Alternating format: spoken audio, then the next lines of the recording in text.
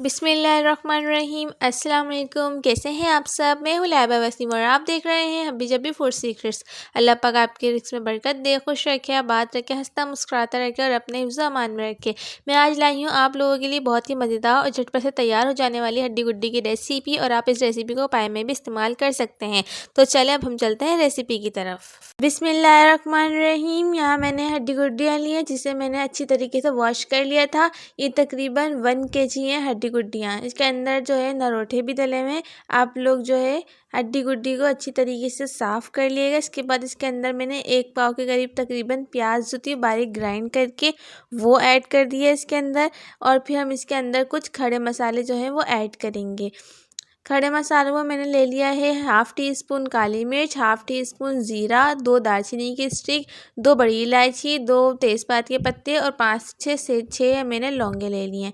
हम सारा मसाला जो है इसके अंदर एक साथ ही ऐड कर देंगे। झटपट से हमारी जो है ये तैयार हो जाएगी। अब इसके अंदर हम तकरीबन 3 टेबल स्पून मैंने फ़्रेश लिया है। आप भी फ्रेश लिएगा। अदरक लहसुन का पेस्ट 3 टेबल स्पून मैंने यहाँ अदरक लहसुन का पेस्ट जो है वो ऐड कर दिया है। और तकरीबन 1.5 टेबल स्पून हम इसके अंदर रेड चिल्ली पाउडर यानी लाल मिर्च का पाउडर ऐड कर देंगे। यहाँ हम 1/2 टीस्पून हल्दी ऐड कर देंगे। 1/2 टी या 1/4 टीस्पून हम इसके अंदर हल्दी ऐड कर देंगे। वो 1/2 टीस्पून हम इसके अंदर धनिया पाउडर ऐड कर देंगे और 1 टीस्पून हम इसके अंदर नमक ऐड कर देंगे। इसके अंदर हम इतना पानी डालेंगे कि हमारी जो हड्डी गुड्डियाँ हैं वो पानी के अंदर अच्छी तरीके से डिप हो जाएं।